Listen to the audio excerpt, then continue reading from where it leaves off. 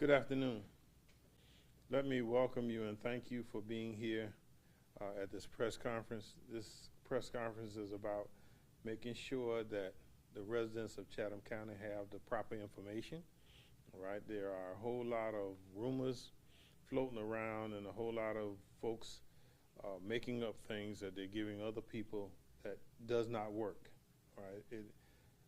We have from FEMA, from the president, I should say, the Presidential Disaster Declaration, and it came in on Wednesday. It allows the residents to apply for FEMA assistance. That's both individually and household, which can help help you with home repairs, temporary housing, or property damage. It may also qualify you for child care, medical, lodging, moving, and furniture expenses. There is a number, and we'll make sure that all of you get the number. Is 1-800-621-3362, and it's open from 7 a.m. to 10 p.m. But now I expect that when you call, the volume is high, so therefore you may have to wait in line. All right, they may put you on hold, and unfortunately, I know we don't like to be put on hold. All right, we are very fortunate to have this individual assistance designation so that we can help residents who have been damaged by both now, and we're talking about both this time, not just one, both. Those who are impacted by Debbie and the flooding, as well as those who were impacted by Hurricane Helene. For cooling and charging stations, we want to give thanks to those who are partnering with us, all right, who so far have served over 200 people in this community, and that's Garden City United Methodist Church, the Empowerment Center, Compassion Christian Church, Tompkins Regional Center, the Mighty 8th Air Force Museum, Life Bridges Ministries, Kingdom Life Christian Fellowship, Thunderbolt Fire, Tybee Island YMCA, Havisham Street YMCA, Islands Family YMCA, West Chatham YMCA, First Tabernacle Missionary Baptist Church, Savannah Tech, the Grant Center, St. Philip AME Church, as well as the P.B. Edwards Gymnasium. We are so happy that they were able to help us with food and with ice distribution.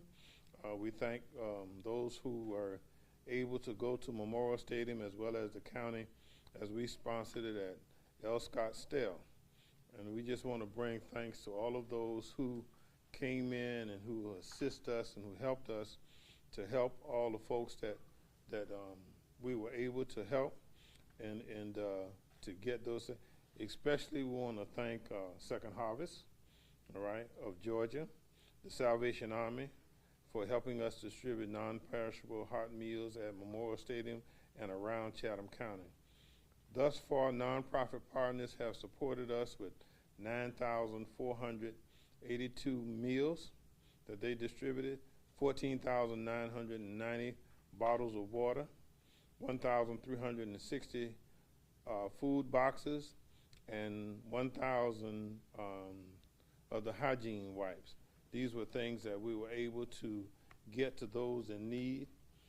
We still don't have all of Chatham County with all of its power back now, so we're still going to be doing some of these things as concerned.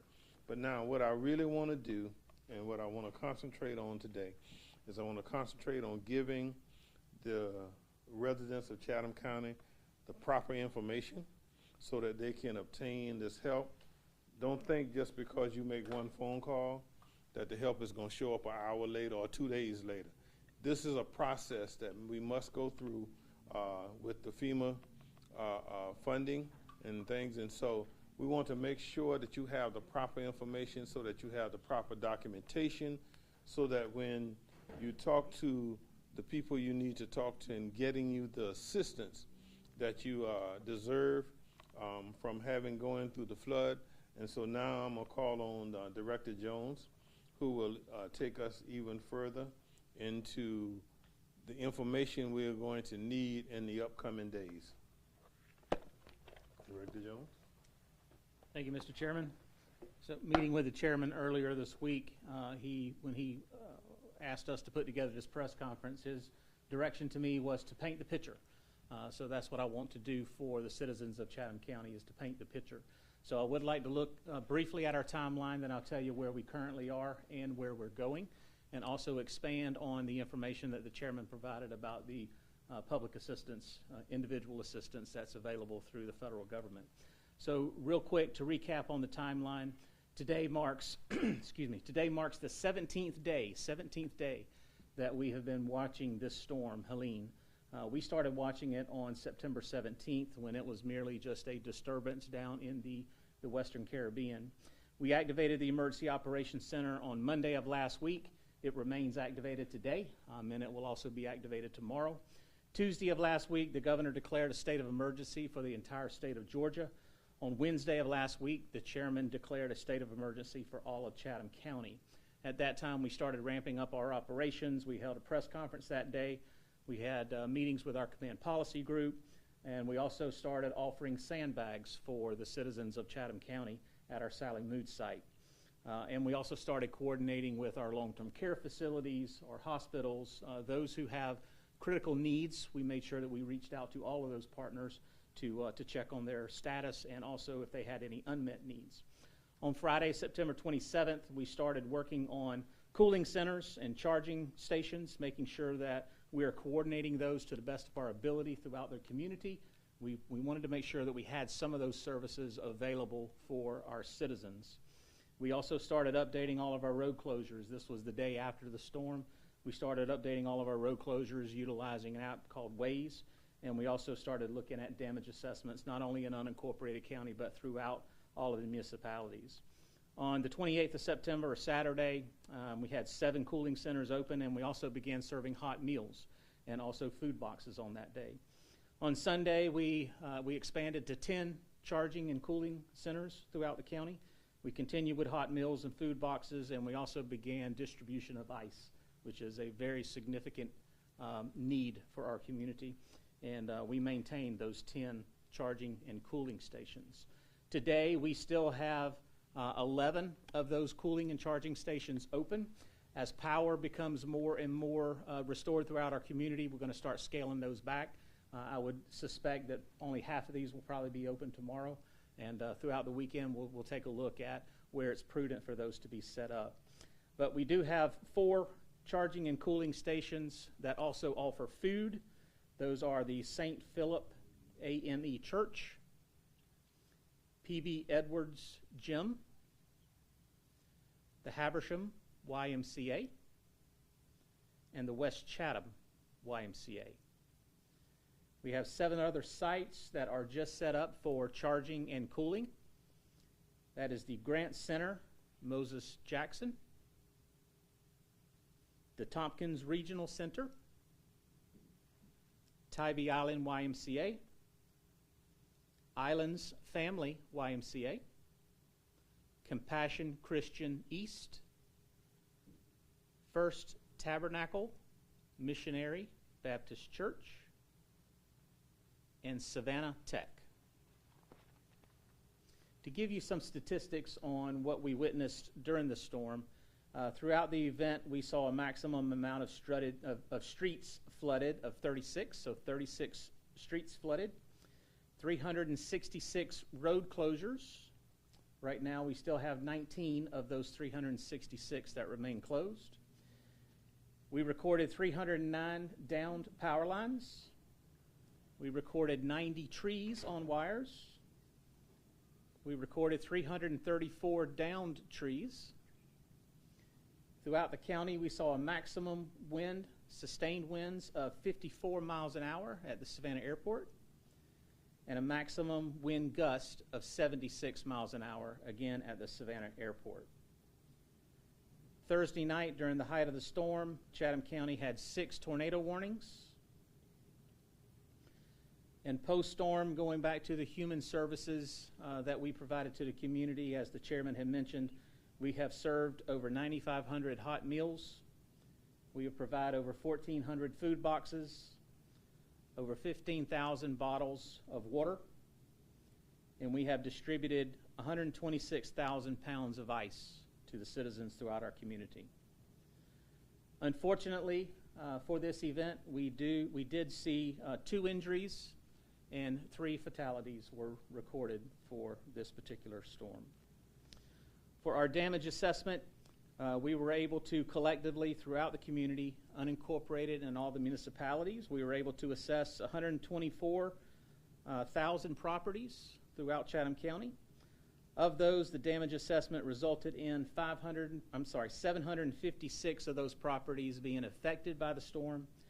293 of those properties sustained minor damage. 108 sustained major damage, and 11 of those properties have been listed as destroyed. To date, we are still collecting damage assessment information from our municipalities, but our totals up to this point is close to $28 million in damages as of this morning. Currently, Chatham County does have 18 locations that are under a boil water advisory. If a community is under a boil water advisory, residents are advised to either use bottled water or to boil tap water prior to the use of any drinking, cooking, making ice, brushing teeth, or preparing any baby foods. To properly boil water, fill a pot with water, heat the water until it bubbles or boils. Once the water reaches a rolling boil, let it boil for at least 1 minute. Turn off the heat, let the water cool, and then pour the water into a clean container for use. Residents should continue to boil their water. Those residents who are in that boil water advisory area, they should continue to boil their water until they are notified that their drinking water utility that the water is safe to drink. So again, there are 18 locations in Chatham County that are still under a boil water advisory. Obviously, with any significant storm that comes through Chatham County, power is a significant issue. In Chatham County, that has certainly been a very prominent issue throughout Chatham County.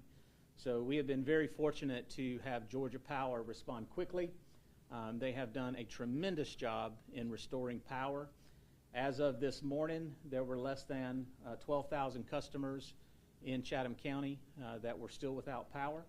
And Georgia Power's target for having 95% of the power restored throughout our community is 10 p.m. tomorrow night.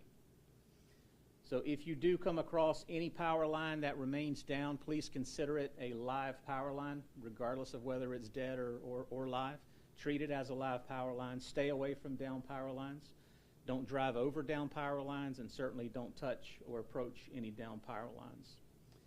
If it's not an immediate threat, you can call Georgia Power at 1-888-891-0938. As the chairman mentioned, we do have federal assistance that has been allocated for this storm. It comes in 2 different formats: public assistance, which is for governments, and individual assistance, which is for the individual homeowner or the citizen. So in order to apply for that federal assistance, you have to do it in one of 3 different ways. You can visit a website that is available right now. It is disasterassistance.gov. There are a few questions you'll have to work through that website in order to submit your application for federal assistance. There's also a 1-800 number that the chairman mentioned just a few minutes ago that you can call. That number is 1-800-621-3362. Again, that's for individuals who want to file a claim for federal assistance for this storm. Their hours of operation, as the chairman had mentioned, is 7 a.m. to 10 p.m., and you can expect high wait times. It is important that you file any claims with your insurance first. That's going to be one of the first questions that the federal government asks is, do you have insurance and have you filed an insurance claim? So it's very important that you take any action with your insurance company prior to making any claim with FEMA for federal assistance. You also have to be able to show your loss. You have to be able to prove your loss. So anything that you have that documents what you lost, I would encourage you to go ahead and start putting that information together now so that you have that available when the federal agencies start asking for that proof of loss or show of loss. So you can, again, call that number now. you can visit that website now. For those who would prefer to do it in person, we are setting up what we call a DRC, or a Disaster Recovery Center. It'll probably be set up this time next week, where individuals can actually go and meet face-to-face with those federal counterparts to talk to them about federal assistance. We've got it narrowed down to a few locations. We're trying to solidify the final location where we would set the DRC up. But as soon as we get that agreement finalized and we know which federal resources are going to be supporting that DRC, we'll communicate that out to the public. If you need transportation resources to get to the DRC when it is set up, you can get in touch with SEMA, and we will assist you in providing, or assist you in obtaining transportation resources in order to get to that disaster recovery center. Okay. If you need assistance with any cleanup of your property or your home, we do have Crisis Cleanup. It's an organization made up of a variety of non-governmental agencies that can come in and help you clean up your property. You can get in touch with Crisis Cleanup by calling 1-844-965-1386. Now that we are entering into recovery, debris management is the first and foremost on everybody's mind, in addition to power. So the county and our municipalities have actively engaged in debris management contracts, or they have already started picking up debris with municipal resources. Debris contractors have been activated in some municipalities, but again, some municipalities are choosing to do that with their own resources. Some have already started collecting debris. Some of those who are using resources such as external companies, those are being set up, and hopefully debris collection will begin within the next day or so. Debris site permits for all jurisdictions have to be obtained from the state, so this isn't an immediate process. We started working on debris operations, or setting up debris operations over Sunday. So we began Sunday, started working it through the week, because we do have to get all of our debris sites permitted by the state. So we have been working diligently to get that done. Once debris operations start, I suspect in many of the communities they'll be working 7 days a week, sometimes 10, sometimes 12-hour days, in order to get the debris mitigated as much as possible. So in each community, they will be working systematically in zones throughout the municipalities, throughout the county, to make sure that we have a process and an effective flow of picking up debris and making sure it gets to our debris management sites. It is important to keep your storm debris separated from your normal household trash. It is two different types of debris, and we want to make sure that we are separating that and keep it separated. It will make the process go much more efficiently. So what's considered storm debris? Any construction or demolition debris, that's drywall, fencing, fixtures, furnishings, glass, metal, roofing materials, tile, anything that you could use to build a structure or a fence with, that's considered construction or demolition debris. Electronic waste, if you have any computers, office electronics, televisions that were damaged during the storm and you're looking to dispose of that, that's electronic waste. Vegetated debris, branches, limbs, logs, trees, other leafy materials. Also large appliances, if you have freezers or refrigerators, washers, dryers that got damaged during the storm, that's considered large appliances. So you want to keep all of that separated from your normal household waste. Okay? Debris must be placed in the right-of-way. If the debris is on private property, they will not pick it up. So make sure that you push all of your storm debris to the right-of-way so that our contractors and our municipal workers can easily get to it and be able to pick it up.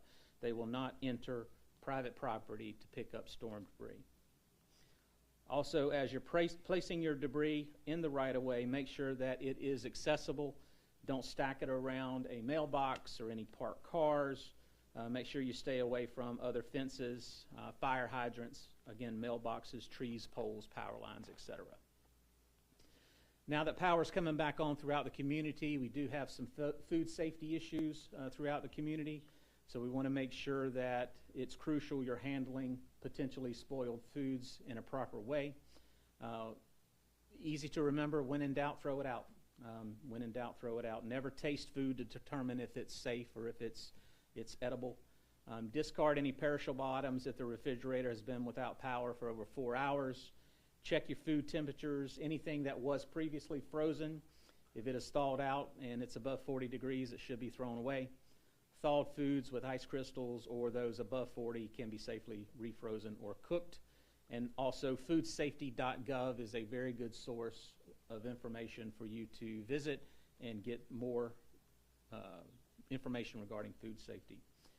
Generator safety is also a very important issue. We've been sending information out regularly about how to safely handle generators. For those who are still relying on generators, please follow the guidelines. Make sure you read the operator's manual. Never operate a generator indoors or in an enclosed space. Keep your generators outdoors. Keep them away from windows and doors. Use a carbon monoxide detector. Carbon monoxide is odorless and you can't see it. So you really don't know if there is a significant or a high level of carbon monoxide unless you have a meter. We encourage you to have that as well. Any fuel for your generator, make sure those are stored in a safe container. Turn off the generator, let it cool before you refuel it. And of course, the CDC has guidelines for generator safety. You can visit cdc.gov for any guidelines for generators. So while we are entering into the recovery phase for Hurricane Helene, we are looking at some other threats that could potentially have an impact to Chatham County and our municipalities that are coming up over the weekend and into the first part of next week. I'd like to cover those briefly. So with the amount of rainfall associated with Helene that occurred just north and west of us, all of that water has to go somewhere, so it's making its way to the ocean. So we are anticipating that the Ageechee River will reach a moderate flood stage this weekend. So the Ageechee River at Eden is forecast to peak at 15 feet on Sunday. To put that in relation, during Hurricane Debbie, it crested right at 18 feet. So moderate flood stage is 14 feet, and we are expecting to see the Eden gauge peak at 15 feet. So that means that the water should be over bank. Those people who are along the Ageechee River can expect some moderate flooding associated with Helene over the weekend. At the Richmond Hill gauge, we can expect for that gauge to reach 6 to 7 feet, probably Tuesday or Wednesday, sometime the middle of next week.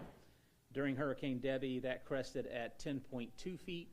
So again, we are expecting that gauge to reach somewhere between 6 and 7 feet first part of next week. For anyone who is experiencing flooding, we want to make sure that you understand that shallow moving water can sweep away vehicles, so be careful of that. Standing water often has contaminants that could be hazardous.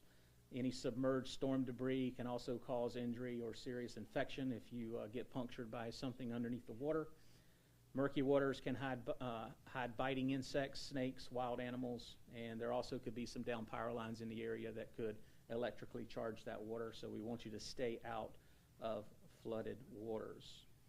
So as we are preparing for the continued flooding efforts, or as we prepare to respond to the continued flooding, we want to put efforts in place to make sure that you as an individual are prepared. We want you to create an emergency plan for your family. If you haven't done that, we encourage you to do that. That's something that we advertise year-round. So we encourage you to put that together. If you need assistance in putting an emergency plan together, you can call the SEMA office. We can help you do that. Then communicate that emergency plan to your family and your friends, your neighbors. Make sure they understand what you're going to do. And then you can sign up for SEMA alerts by texting SEMA to 77295. That way you can get important information that's distributed by SEMA regarding storm-related information. There's also a developing system in the Gulf of Mexico that we are watching as well.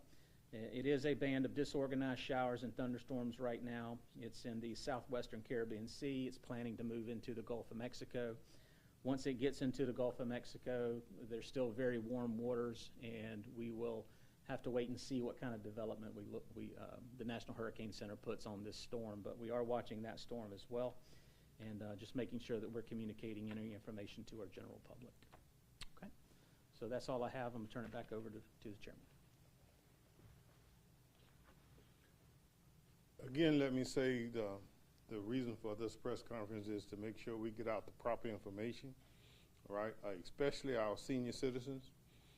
Be careful of people coming around, okay, representing one of the municipalities or representing the county.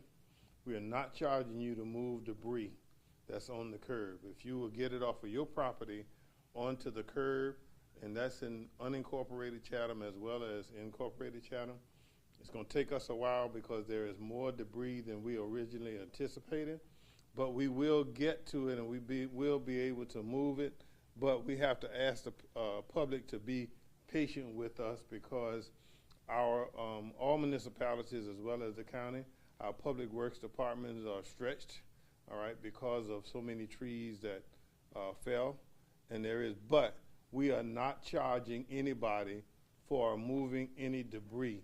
And especially as you heard Director Jones say, and I want to reemphasize that, all right, we cannot come on private property to move anything, plus we will not give you a cost, all right, especially when people want you to give them monies up front. Please be careful, especially our senior citizens. There are people who are trying to separate you from your monies, and it's not the county, and it's not any other government agency. So we want to make that clear.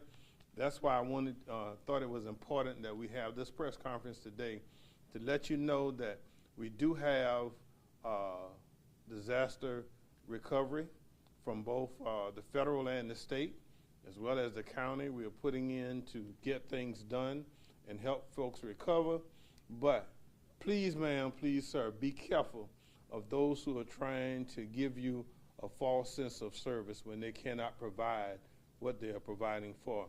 We are preparing to get the paperwork done in this meantime for Debbie and for Helene. But again, you heard Director Jones say we are watching now the flood levels along the Ogeechee. So that means that folks who were flooded like in Bradley Point and around Chief of Love Road, okay, expect some flooding from there because the water is steady rising, and we're watching that. Plus, we're watching what's going on out in Caribbean. As someone said to me earlier today, it's kind of mirroring what Helene did, all right? So, and they asked the question, will it affect us in the same way? The answer to that right now is I don't know. We are watching it. We are getting information from the National Weather Service and others coming this way. And so we're trying to make sure that you get prepared. And please, ma'am, please, sir, do this. Before you just go into your freezer and just throw everything out, please document it, okay? Because just because you said you threw away X number of food doesn't mean that you will be qualified for the assistance that can help you with that. We realize that days have passed and we've not had electricity, and so food may have spoiled in your refrigerator or your freezer, but don't throw it out, because if you're talking to, whether it's FEMA or whether it's your homeowner's insurance or whoever it is, you will have to have documentation.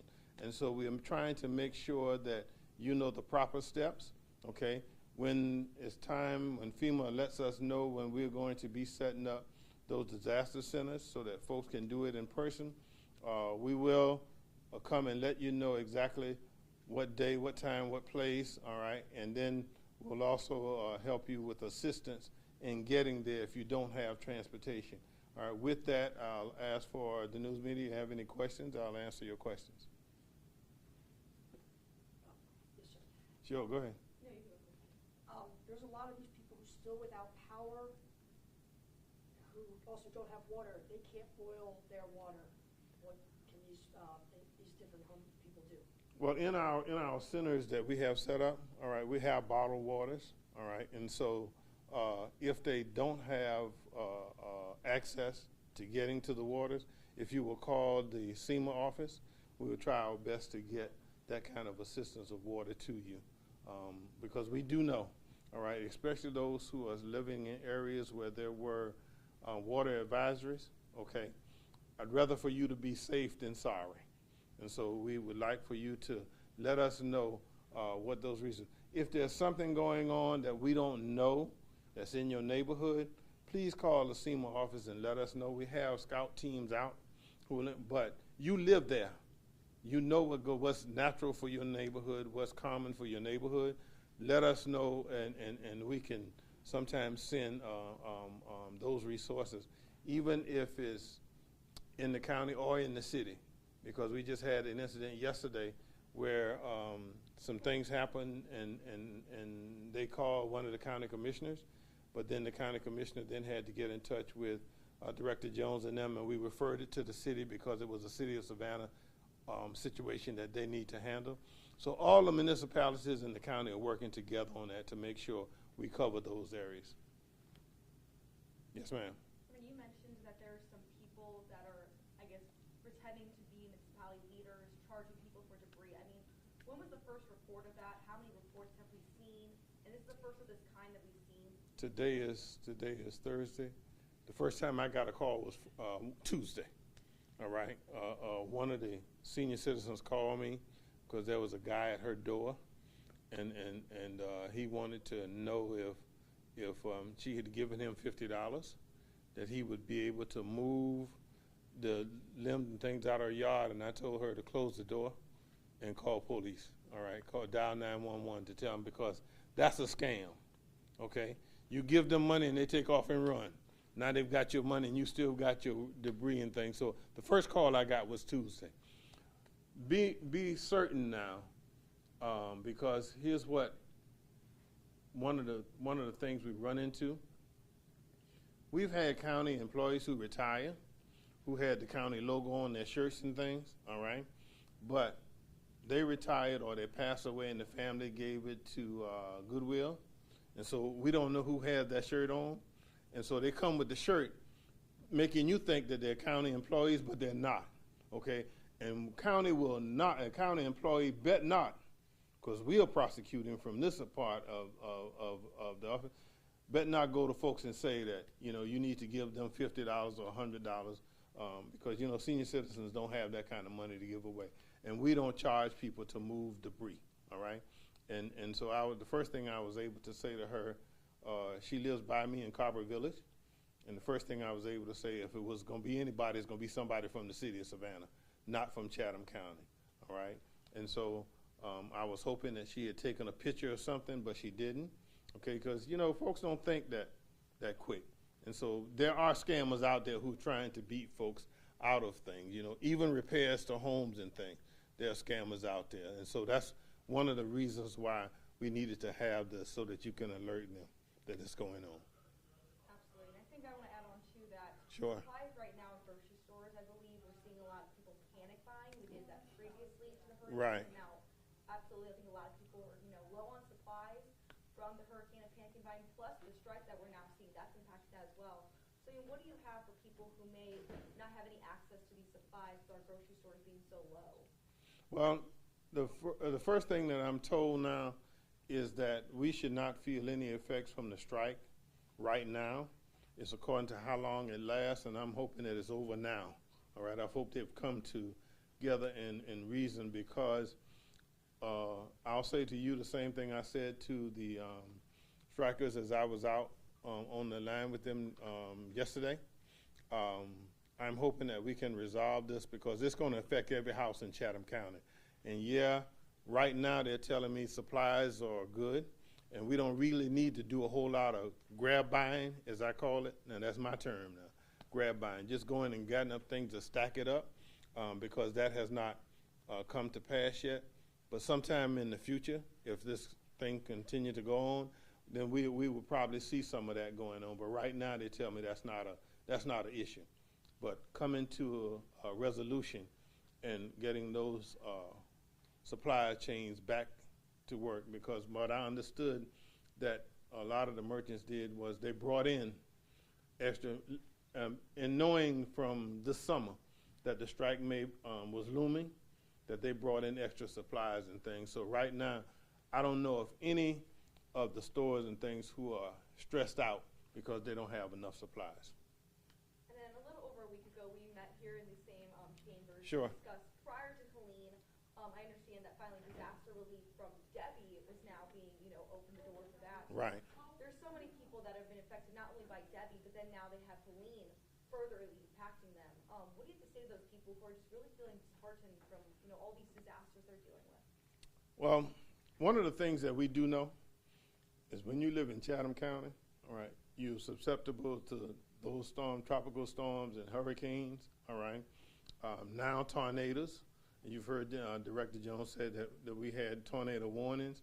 And so what I want folks to do is be prepared, all right, better to have an escape plan, all right.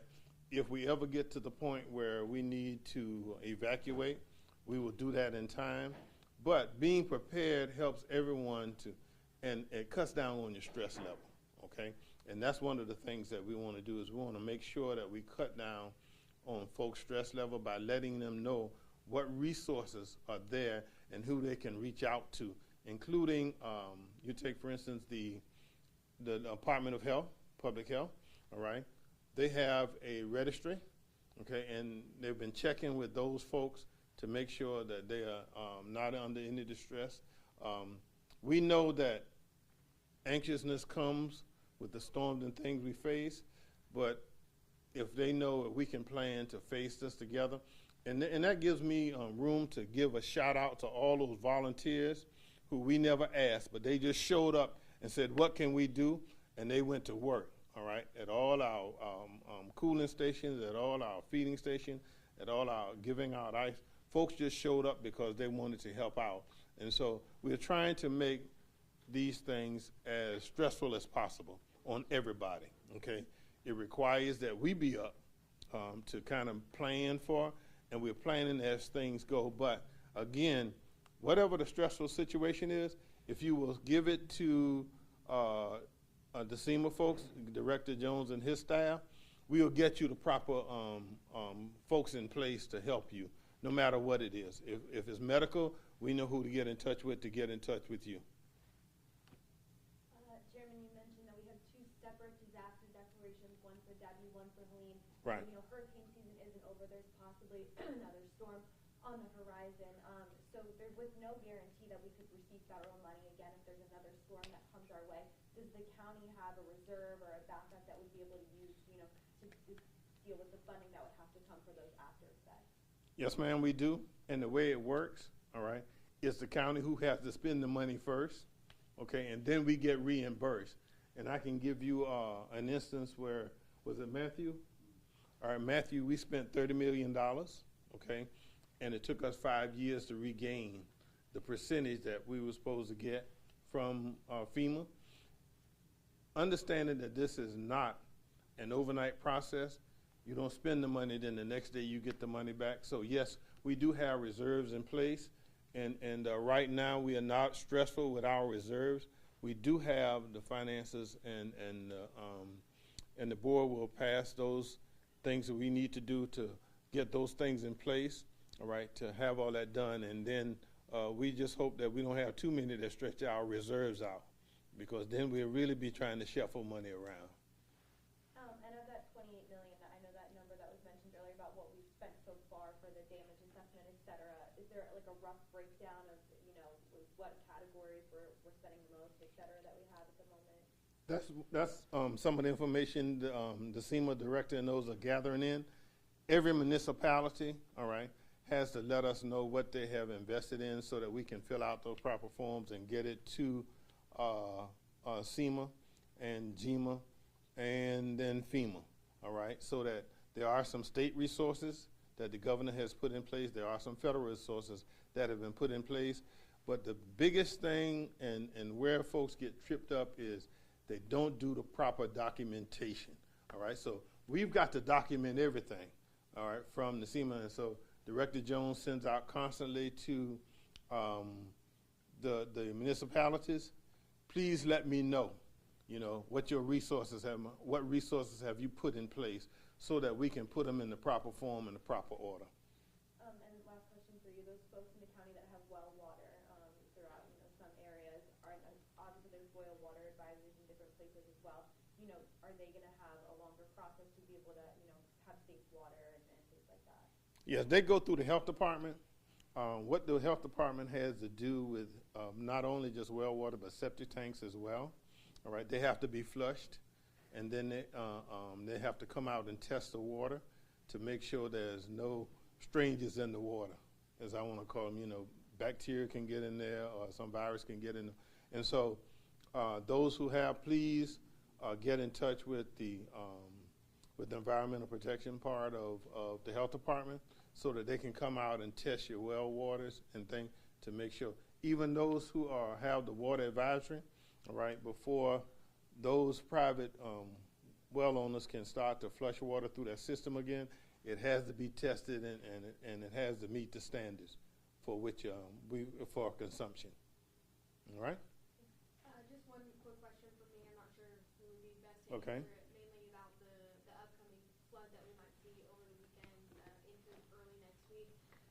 You know, for people who are watching this at home who suffered that major flooding during Debbie, obviously hearing that it might be coming back is going to be high stress, cause a lot of fear.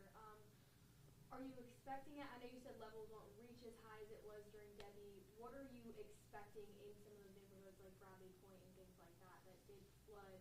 You know, are you expecting it to look even remotely similar to what? No, we're not expecting it to look anything similar to what we experienced during Debbie. So this is more conducive of a severe thunderstorm that produced a lot of rain that caused overbank flooding. People who live along the Ogeechee River, they are very attuned and very accustomed to overbank flooding. That's what we can expect from this particular event as the flooding comes down the Ogeechee and also down the Savannah. So, you know, our grounds are really saturated with water right now. So the grounds are not going to absorb a lot of water. So we are expecting that overbank situation. The areas that commonly flood with overbank situations, those properties along Fort Argyle, you know, those Chief of Love, they may have some standing water on the roadway, but it shouldn't cause any of those areas to become impassable. It'll just be the common flooding that they normally experience in the springtime. All right? Did we get out everything you needed to get? And listen, thank you, and again, let me just say how proud I am of the volunteers who showed up to help their neighbors, because we're all in this together, all of Chatham County, okay? And so we pass all boundary lines. It does not matter which municipality you, but to help each other is one of the things that I'm most proud of as your chairman, and then to get out the right information, okay? Because I want to say again, our senior citizens are vulnerable, and we want to make sure that people don't take advantage of them, okay? So be careful. If you have any doubts, close your door and call the police. All right, dial 911, because there are these bad characters out there. All right, and so we want to make sure that we get that information out as we start to go through the recovery process. All right, some folks gonna need their roof repairs, some gonna need, you know, window repairs, trees fell, and so I want to warn them against the scammers, because they are alive and well, okay, and they've already started. Okay, as I said, I think the first call I got was Tuesday. Might have been Monday, but I think it's Tuesday more than ever. So that's why I thought it important that we come and give you the information. You're getting it from those who have the information that you need. And so if there's anything you all need, please call the SEMA office, please call my office, and we make sure we get you the information, because there are people who we need to protect in this neighborhood, all right, and in this community. Again, thank you for being here, and thank you for carrying the message.